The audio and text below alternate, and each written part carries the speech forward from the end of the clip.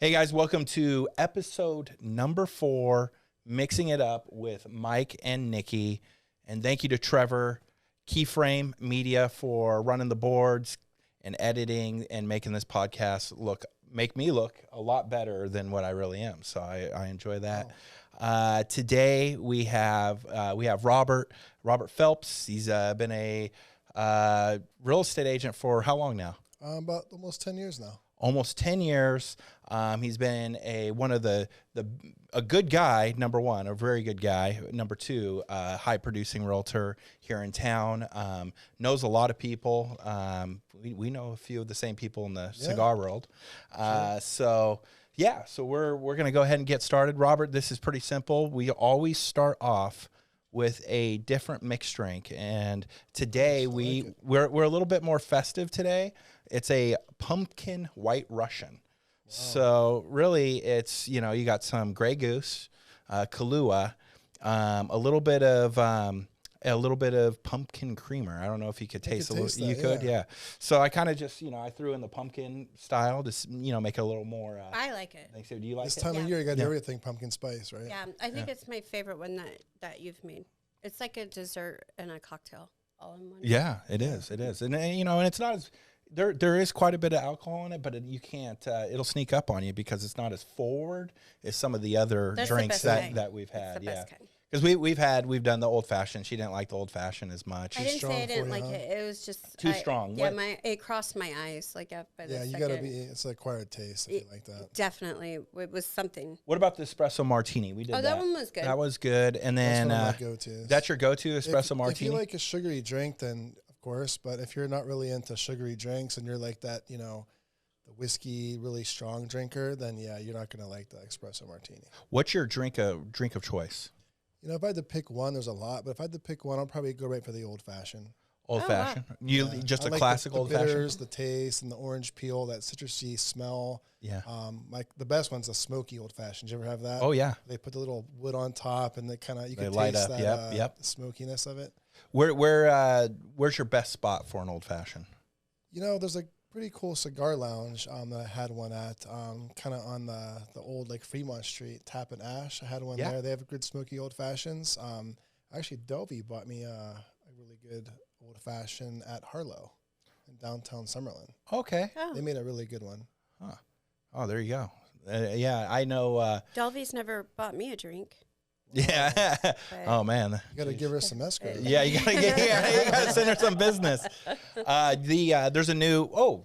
You went to the grand opening, so there's a new spot, Triple Crown George. Yeah, it was really good. And they do like 8 variations of old fashions. I haven't had one there actually. I don't think. I think I had the espresso martini when we were there. Yeah, and that's great too. They're the only place that I really know specialize. They have 2 versions of a tequila old fashioned. Really? And they do a Scotch old fashioned too. So if you like something sweeter, head down there and check it out. Yeah, you'll have to check that one out. So shout out to them. They got a little free plug there.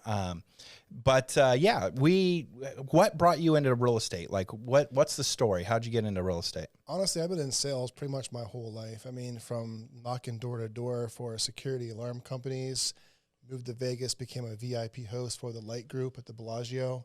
Their first nightclub here was Light at the top of the escalators there, like a really small little nightclub, hole in the wall.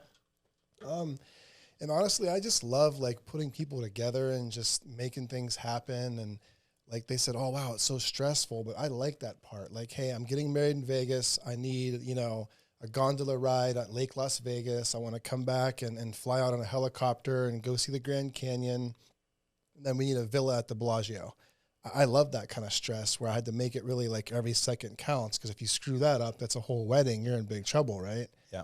But with real estate, it shifted to where, of course, more money, a higher percentage of a commission check, but more so just someone giving you a hug and finding their dream house was really wow, that's really fulfilling for me. And you see a little kid is this my room, mommy? And you're walking through the house and they go, I want this room. And the mom's like, okay, you can have that one. It's more fulfilling than selling a product, a one and done, and then you never see him again. And you build I'm a relationship guy. So all the things they teach you about sphere of influence and things, that comes natural to me to call your clients and say, how's it going? How are things with the kids? How's the family? I do that because I want to, not because I want to make money, so to speak. Yeah, no, that makes sense. I know, for you, Nikki, that's kind of how you operate in your business as well, is very relationship based. And the realtors that most of the realtors we work with, it's like-minded. Most of everybody in the mortgage and the real estate world that we work with is going to be a little bit more relationship-minded. I think that's the center of this business. It is. It really is, because the guys that come in, they're really slick, good salespeople. We've all seen them, but they usually come from a one-and-done type industry. Not to bash timeshare. There's a lot of great agents that come from timeshare, but those are kind of the guys that, pull you to the side and say, hey, buy this now, write a check, and then you never talk to them again. So those guys you typically see, they make a lot of money, and then after 3 or 4 years, they're typically gone, just because you just can't sustain a business like that. Yeah, they aggressive. Yeah, I would say burn out a lot quicker. Right. Yeah. Kind of come in on fire and then kind of sizzle out. Sure. Which is in the real estate business right now, what we're seeing is just a lot of change. Oh yeah. And I think that the realtor is kind of under attack a little bit. Absolutely. Everybody went back to their full-time jobs now. Yeah. Are you seeing a lot of that? A lot of that. Well, a city like Vegas, when I first got into the business, I was really frustrated because I'm a on-the-spot kind of guy. Being from the security industry, it's like now. Like, we would literally like knock a door and then have you installed by a technician 2 hours later and done in another 2 hours. So I'm in the now industry. So the problem is I would call a lot of other realtors if they're on the listing side or if I was on the seller side, and they would never call me back. I'm like, geez, is it me? Like, what's going on? Like, what I say? I would overanalyze things, and come to find out that Vegas for a realtor is one of the most popular side hustles. And finally I would call them out and I would say, listen, what the hell is going on here? Like, I need to know, like, we're at the cutoff time. There's time things we have to hit, like all that stuff. And they would go, listen, Rob, I'm a dealer at the Caesar's Palace. I work all night and I don't wake up till after the afternoon, 1 o'clock. I'm like, thank you for telling me that. Now I know I won't bother you in the morning. And don't get me wrong, I had side hustles too. I mean, I'm all about 2 or 3 income streams. It's great. But what you have to really be careful of, if you have a side hustle, if you want to go do Uber at nighttime till 2 in the morning, I'm all for that, right? But don't let your second side hustle interfere with your main source of income as your business, as your first hustle. That's what gets me frustrated. So I think that's the problem in Vegas, as we're seeing a huge influx of, dropping now of people getting out of the business because it's not like shooting fish in the barrel like it was during COVID. Yep. So, I mean, I think that's the main reason why they're quitting. And it's hard. It's a business. I mean, you have to work it every day, prospect every day for at least, 4 to 6 hours minimum. And it's not for everybody. I'll be honest with you. It's really not.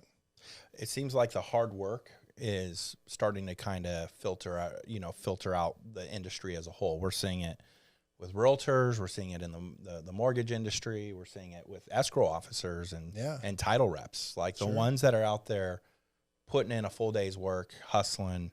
Those are the ones that are going to be around. So to your point, the 4 to 6 hour minimum is where you're going to see people, really, really survive. No one's really thriving right now. Right. Yeah. But you'll see people survive. And those will be the people when the business does, kick in again, and you see interest rates drop or inventory maybe increase a little bit for a while, and then interest rates drop. You'll see a more transactional market again. We don't know when that is. When do you think that is? When do you think we're going to kind of see an uptick again? I mean, if I had a crystal ball, I probably wouldn't be here. I'd be down at the casino playing cards. But that's true. I think probably my guess, if I had a gun to my head, I would say probably summertime next year. Like we all saw Powell. I guess he's gonna, freeze things for right now. That's the holidays, so things tend to be slow right now, even in a thriving market. But if I'm borrowing $500,000 from someone and they told me it was 8%, sure, I know I'm biased because I'm a realtor, but I don't think that's a bad deal in my opinion. Sure. Yeah. But, if Mike, you said, hey, Robert, I'm going to give you $500K, but you got to pay me 8%, I'd say, give me the check. Because, I'm not that old, but my parents tell me that their first house, I think, was like 18-20%. So sure, houses were cheaper then. I get that. But my thing is you always marry the price of the house and date the rate, so to speak, because you can always refi later. But right now, all my offers I'm putting in for people on the buy side are 10, 15,000 below list. And then we're asking for closing costs to be paid to buy down the rate to a better maybe 1 point. So, but you can't go back and say, hey, I want 30K or 20K off the house, but you can always refi it out later when rates do come down. So I think they'll come down and stabilize around 6. Yeah. I don't think we'll ever... I think the one came across my desk for a client of mine that got pre-approved was 2.25. I think was the best one I've seen during COVID. Yeah, yeah. And I don't think that'll ever happen in my lifetime again. No. And people are still waiting on the fence for that to come. And the problem is they just don't understand because we do this every day and they don't. So I get it. But they're waiting for, I'm waiting for rates to come down to 3% again. Well, guess what's going to happen? Let's say you're right and rates do come down to 3 or 4%. What's going to happen, Mr. Smith? Well, everybody's going to come off the fence and start buying again. And what's that going to do? Raise prices up on the house. And you're not going to get that deal anymore. So it's a fluctuation of, pick your poison, so to speak. So the ones that have to move are still moving. But the ones that are just moving because I'm getting a great rate, I think those days are over. Yeah, and I think right now you're right. Like, the people that are on the fence, they're going to be regretting it in 4 to 6 months. I agree. When there is a multiple offer situation, the market's competitive, there's no incentives. Yeah. The interest rate is always something you can change. Yeah. I do think, that you got a lot of these people that did the buy downs and some of that, and they're all waiting. They're all waiting to do, refinance when these things get back down to, let's say 6.25. So I don't think we're going to see a refi boom like we saw in 2021. But I do think we're going to see an uptick in that when these rates do go down. So it'll be, I think for the lenders out there, they've been getting hit pretty hard, you know. I think there'll be a little bit of a resurgence come later in the year, both real estate, the lending side, and of course for us in title and escrow, we work off of, our success isn't based upon inventory. It's not even necessarily dependent on interest rates. Ours has everything to do with the amount of transactions that happen. So when the market fell apart in 2008, we saw an uptick in REOs. So and short sales. Yeah. And you probably did a lot of them. Mm-hmm. 90% of what we were closing was short sale. And you were one of the busiest escrow officers in town at the time. And so I think that, for us, we are seeing the lowest amount of transactions, I believe, that we've seen in Vegas. And, even compared to 2008. Yeah. So we're waiting for, something to happen. Sure. It's like that meme where you see, the stick figure, poking the thing with the stick and goes, come on, and that's what we're doing. We're like, come on, move, and so I am excited to kind of see what happens, but this is also the best time to plant seeds. I think so. Yep. Content marketing. Trevor, I know you're doing content marketing. Everybody is getting better at doing content because we have the time to do it. We have the time to think and process and do those kind of things. I think it's a great time for escrow officers to dial up their relationship and sales side that they didn't have time to do for a couple years. And we're really starting to see the difference between escrow officers that have the ability to sell and those that don't. Because the ones that don't, they won't be in the business, It's every sales industry, when everything's booming, literally all you got to do is just, we call them order takers. Like back in the old door-to-door business, we called ourselves real salespeople because that's to take someone from zero to hero to get to actually paperwork signed in a sale versus someone walking in. Like I'll give you an example. You're going to Crystals and you want to buy, a suit. Someone already decided in their mind they wanted a suit. They walked in, they said, I need a size this, that, and the other. And they go, okay, how much? And the person goes, well, let me show you this beautiful color and this shirt and tie would go great with this, and you make a decision. But someone that never had thought about that product and you convince them to buy it, that's a different kind of person versus an order taker going into Apple and buying a new iPhone, right? That's an easy sale. Hey, you got a Pro Max in stock? Yeah, okay, I'll take 2, one for me and my wife. So, I mean, I think direct sales and commission-based sales are more of a really sales industry than just someone that just takes orders, like we say, shooting fish in a barrel. So everybody got their real estate license, and everybody knew someone that wanted to buy a house, and houses were way overpriced, as we know. Yep. And, all of us realtors, we all call, people that are out of contract. We call expireds. And the biggest problem I'm still having today on the phones every day are people that still want to overprice their houses from 2020. And I've done it. I'm not going to say I haven't. I had one. But unless it's unique and something that you can't get, it's all about supply and demand. Like, I'll give you an example. Let's say this isn't the case, but let's say this watch is a watch where you can't get it anywhere in the United States, right? This isn't that one, but just okay. I'm like, okay, well, what is this watch, right? No, it's not. It is a nice watch. It's not a crazy watch, but let's say that I'm the only person in Vegas that has this rare watch, right? Yeah. Well, does that make the value go up or down? It makes it more valuable because, listen, they don't make it anymore. You can't find it. You can't buy it. Versus you can go to any store and buy it for $200, right? Oh, geez, give me a deal. I just saw one down the street for $20 cheaper. So they were overpricing houses. I think my record on the sell side was $114,000. The first weekend on market during COVID, I was putting the sign, well, I wasn't, but the company was putting the sign in the yard, and the neighbor came and knocked on the door and said, hey, we just saw the sign go up, could we come look at the house? My daughter wants to move here from Phoenix. And I'm like, yeah, I mean, it's on coming soon status, but you can come check it out. The owners aren't here. I think we had, 17, 18 offers in the first weekend. And literally, like, there was a guy writing an offer on his hood of his car, like in front of the house. And realtors were putting the blue painter's tape 6 feet apart for open houses.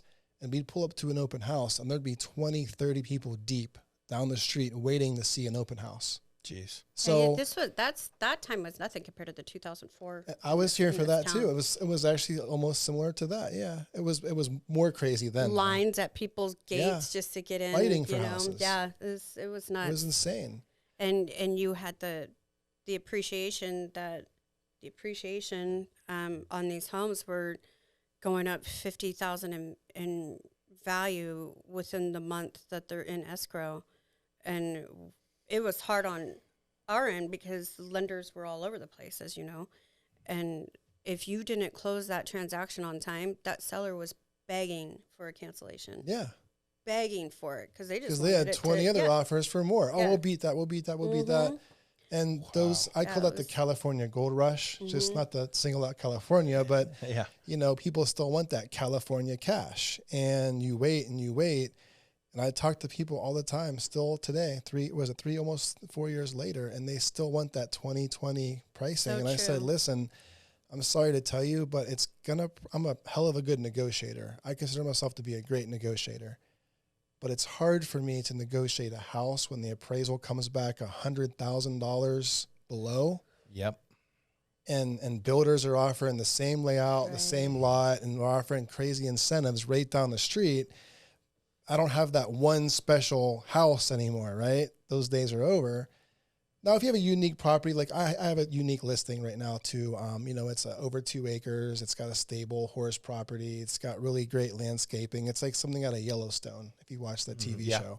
I mean, it's amazing property. It's really hard to find over 2 acres, and it's hard to find zone for horses and all that. Has its own well, has its own septic tank, and that's a unique property where you can juice it a little bit, right? But when you got a cookie cutter home that's 3-4 bedrooms and 2,000 square feet, you got to price it right to where it's going to appraise, because 9 times out of 10, when that appraisal comes back, they're going to go, hey, Mr. Seller, the appraisal came back lower. Can you come down to appraise value or at least meet us in the middle? Because that's all my deals I'm seeing on the buy side is they come down to appraised value, and then they also ask for closing costs.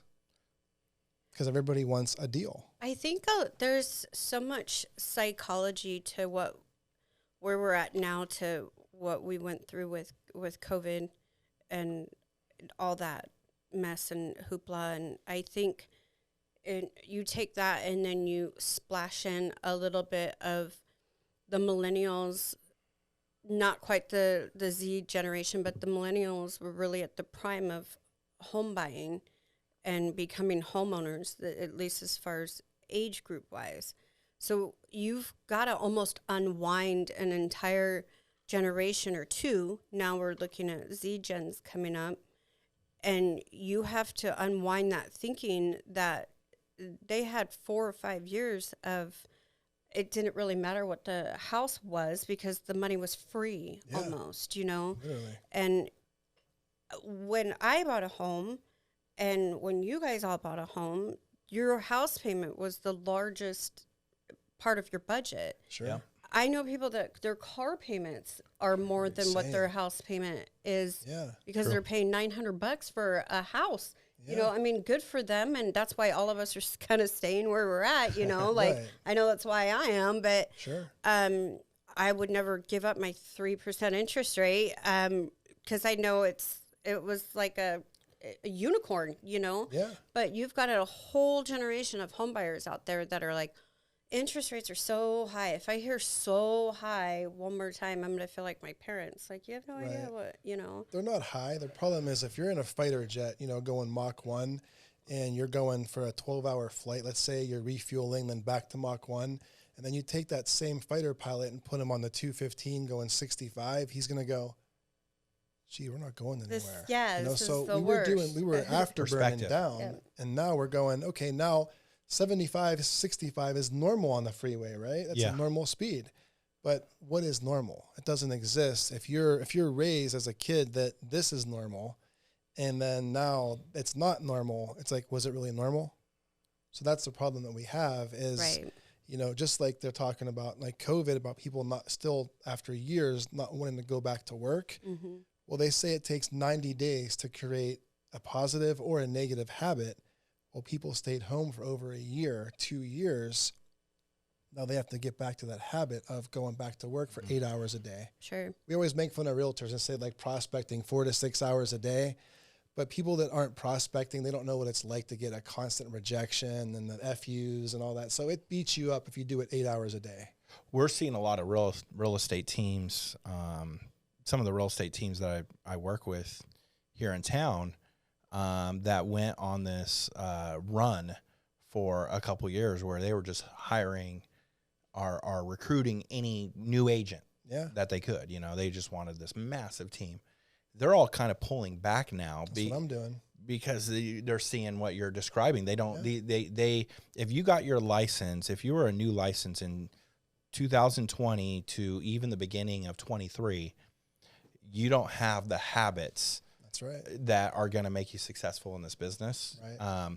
You'll have your exceptions to the rule, but for the most of them, you're right. Sure. They were order takers. They have no idea. And they're like, what do you mean I'm going to have to prospect for 4 hours? Or what do you mean so you're going to send me a lead, and that lead I'm going to have to like actually nurture and call 12 times? Yeah, they don't want to pay for it. They go, oh, I'll join your team, but I want the big Z website. I want the leads. I want 5 leads a day. Yeah. I'm like, listen, man, if I can do that, I'll do it myself. I can go on 5 appointments a day myself.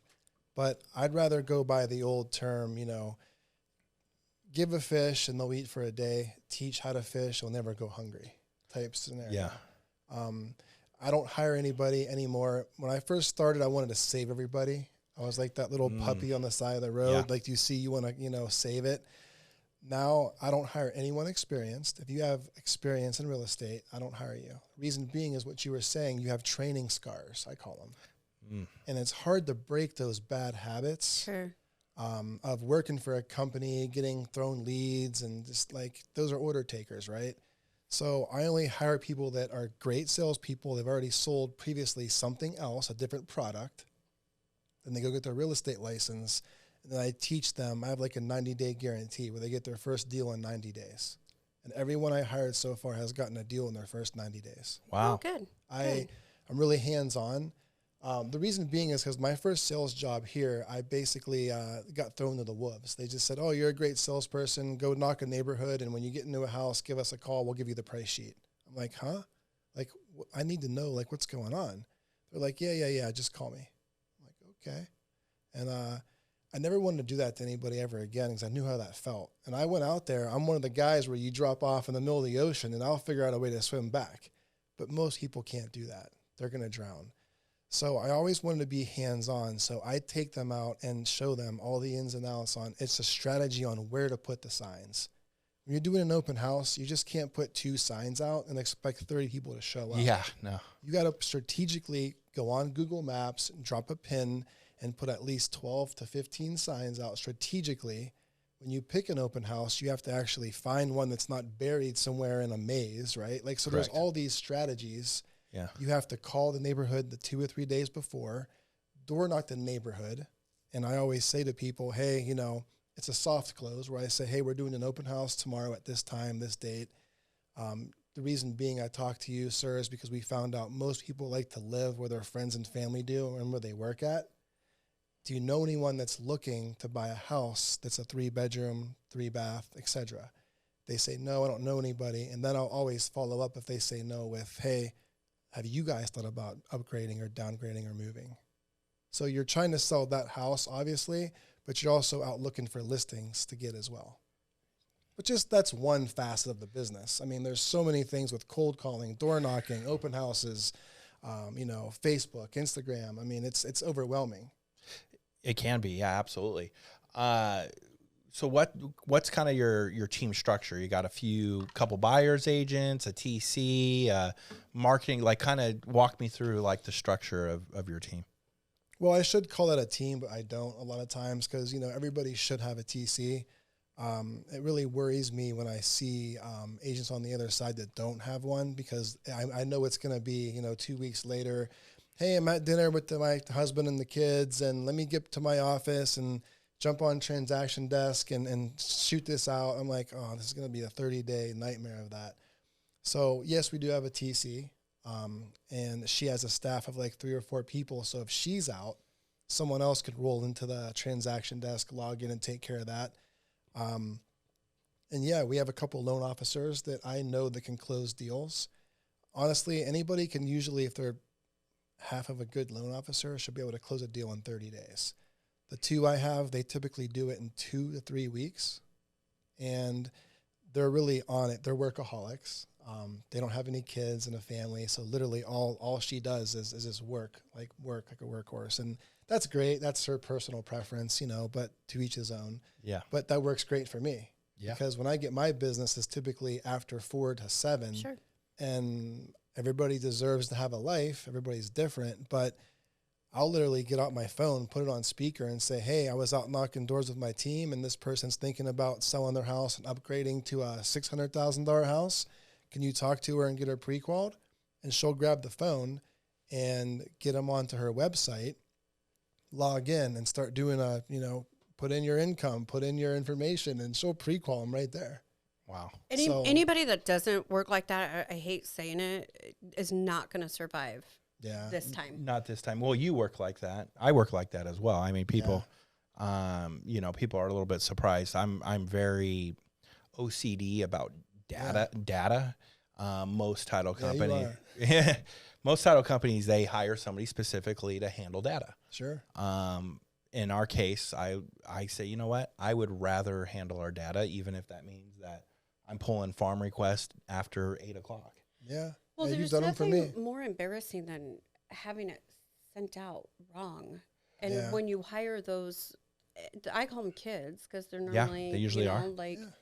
Data entry, and this is the type of business that you have to have the experience in order to. They don't know how to get it done right. They don't know how to think through, like, okay, so this realtor came back to me and they said they want to farm 89144. Sure. And then usually they'll pull 89144 and they'll give them, 18,000 records, and then the realtor will come back and say, well, can I get phone numbers with that? And they'll say, well, I can't get you phone numbers, or I don't know where to go for that, right?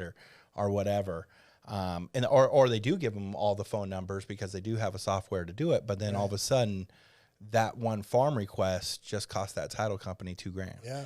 So It's expensive. It is. Data's expensive. So with me, it's one of those situations where I'll go back and I'll say, hey, let's narrow this down, because unless you have a call center that's working around the clock, you're never, or you have an incredible marketing budget that would be one of the top 10 marketing budgets here in town, you're not going to go after this amount of people. But I'd love to help you narrow it down by adding some extra filters, whether it's a higher interest rate, whether we're going after potential cash buyers, people that have bought cash in the last 2 years. Filter it out. Yeah, filter it out and get that audience down to, 300 to 500 people, and then build a marketing plan. See, this is something you won't see with customer service reps, is they're not going to help build out a marketing strategy and a plan to effectively market to that data to be able to, bring the next deal. Because that's all the realtors want, is they want, how are you going to help me get the next deal?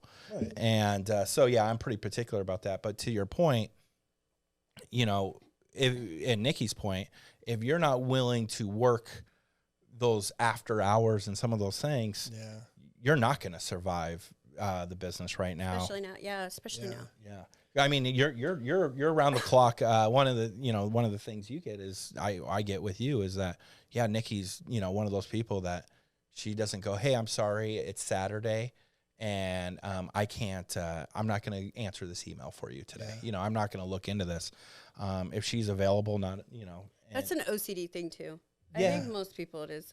But you have that reputation. It's just who you are. Yeah, it's true. Everybody knows I don't have a life. and to that point that you just made, I mean, the thing is, at my older age, I'm starting to realize that, I got really frustrated at the beginning of my career, but now people do.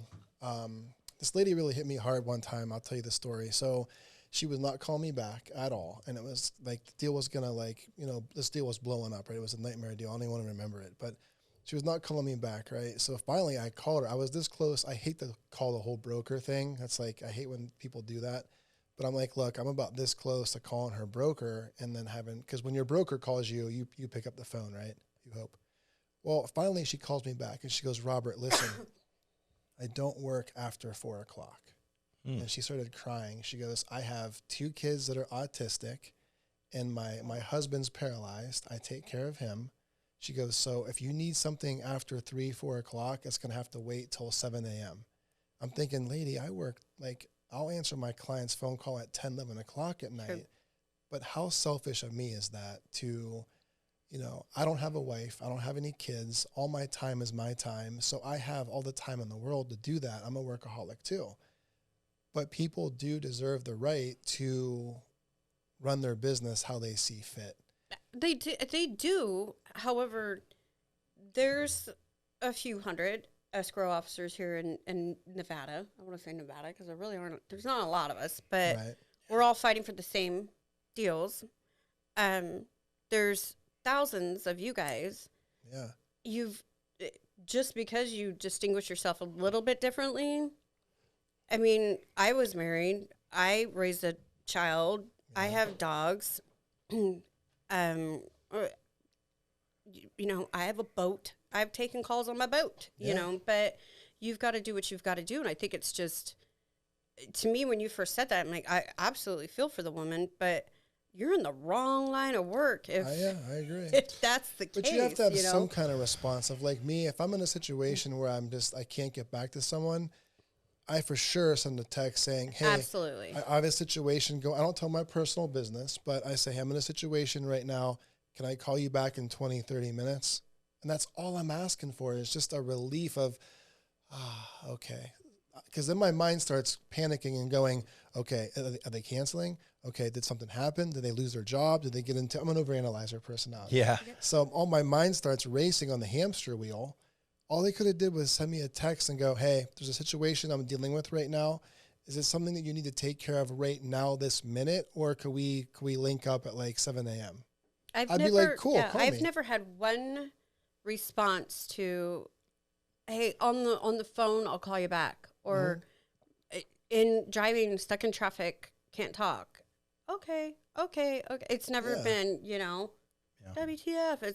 It's always like de-escalated a situation, or calmed somebody down, or just pacified somebody until you get back to it. So I just think it's a craft with some people. Some people haven't. Some people it's don't. Relationship skills. Yeah. Just like with dating, I found out. I was married, and your wife says, "Hey, honey, I'm doing the dishes. Can you take the trash out?"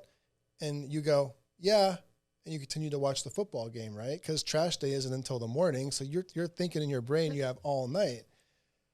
But she's looking down at the trash, and she's cooking and doing the dishes, and it's overflowing. Sure. So what she wanted to say, if you're not a good communicator, is, "Honey, please take the trash out right now because I need to put more trash in a new bag." Mm-hmm.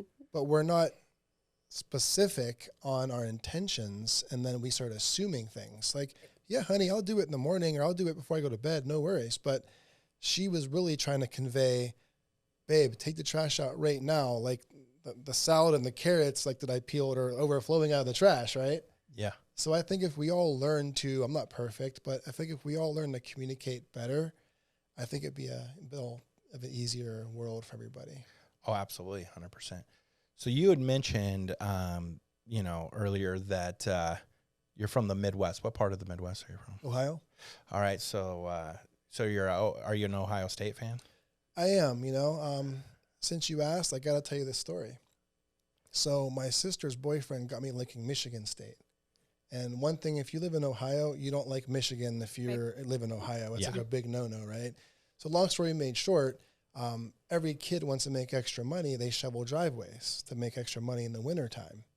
So I'm over there, doing driveways, and we go, "Hey, let's go to this rich area, about 10 minutes away. They have longer driveways. They'll pay you more money." So I'm wearing this cool Michigan starter jacket, and I knock on the door, and the guy goes, "Yeah, I'll give you $40 to do my whole long driveway, but you got to take that jacket off." And it was Jim Trestle's house. Oh. And at the time, he was the Youngstown State coach, not Ohio State's coach, because it was a longer time ago. But that's a big no-no is to like Michigan State and live in Ohio. Yeah, no kidding. Yeah, So that's brave. funny. You're brave. Yeah, I didn't know any, but I thought I had a cool starter jacket on. Yeah. So you're Michigan State, not Michigan. Yeah. The college team, yeah. Yeah. So this was quite the. It's the biggest rivalry in college football. Yeah, it's huge. Do people still wear starter jackets?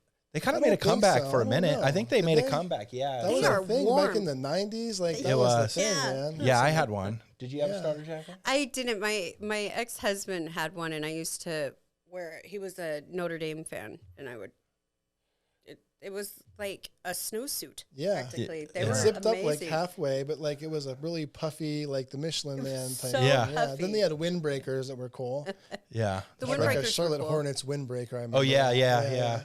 Back when the Charlotte Hornets were cool. Yeah. Yeah. Remember the members only and those Yeah, remember jackets? the old jackets? You know what I can't believe came back is two products off the subject, but two products that came back was the little alligator Lacosta.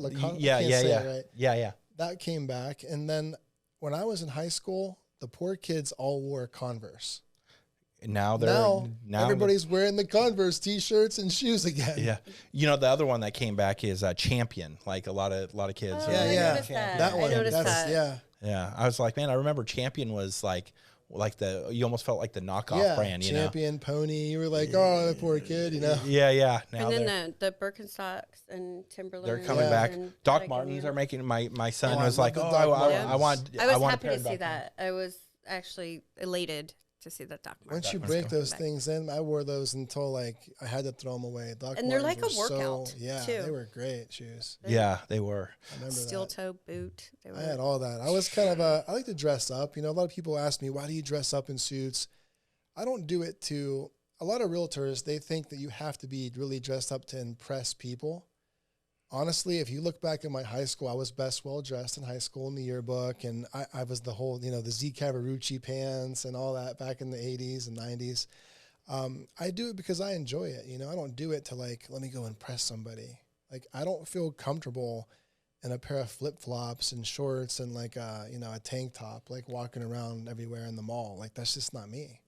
Yeah. But Yeah, I remember that back in the 80s and 90s, Yeah, man. Like everything comes around. Just keep all your old clothes and it'll be in style later. I know. Oh, I've been seeing it with my teenagers, you know, I'm like, you know, I see them wear something or want something. And the Doc Martens one was this week. My son goes, oh yeah, for Christmas, I'd love a pair of Doc Martens. And I'm like, Doc Martens? You know, those big clunky shoes. Yeah, those big clunky shoes, you know, but you know, he's like, yeah, no. And the they're mom back. jeans. Mom jeans, Yeah. mom jeans. Yeah, you know. that And the threw me parachute off. pants. I see a lot of like girls now, like teenagers. They're wearing like those baggy, like MC parachute- Hammer? Yeah, like those really puffy. Oh yeah, I've seen pants, those a yeah. few times. And the rips. I went back home one time and back when the True Religions were really cool, right? Remember those jeans? And I had like some rips in them. And my dad goes, hey son, I thought you were doing pretty good in Vegas. You know, you have a nice house, nice car. Like, do you need some money to go buy a new pair of pants? I said, no, Dad. I said, this is the style. I said, this is intentional. pants were $200. She goes, what? You paid $200 for those pants? Yeah. Yeah, it's true. Yeah, no, that's funny. Yeah, so you know, So it's back to real estate. Back to real estate. Yeah. Well, you know, it's interesting how, you know, we're seeing all these things progress. I do think we're going to see a lot less realtors renew their license. But I think with everything that we're seeing in a shift, there's always new opportunities. Sure. You are one of those people that is always seeking that new opportunity and is finding a way to kind of pivot in whatever that market is. You have to change with the market as it changes. If not, you're just gonna die. Yeah.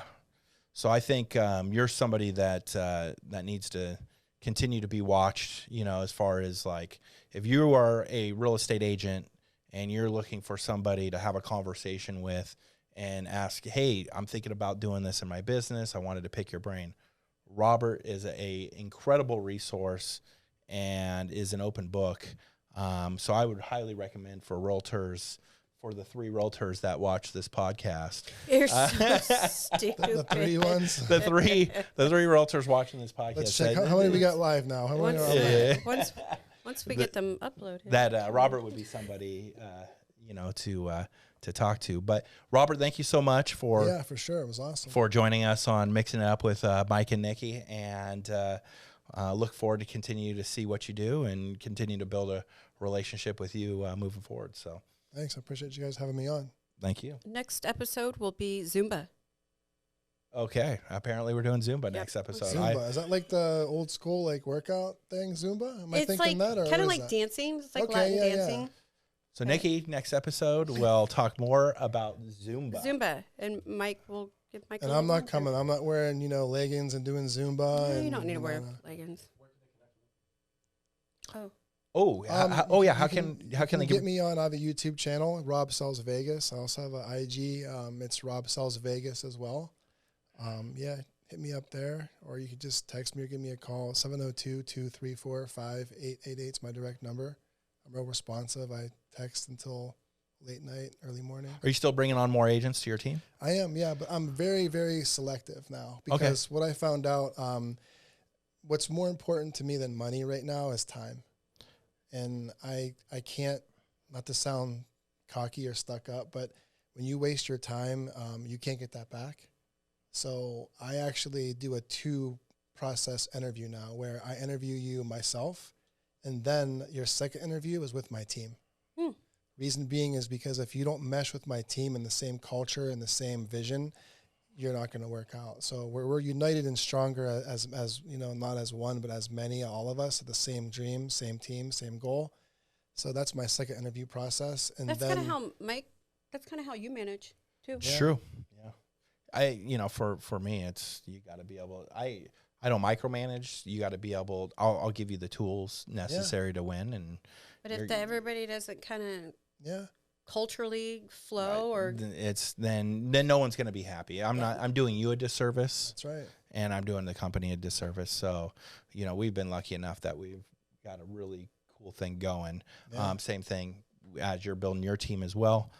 Trevor, thank you so much again. Thanks, Trevor. If you're looking for incredible editing, video, marketing, media help, Trevor is incredible at that.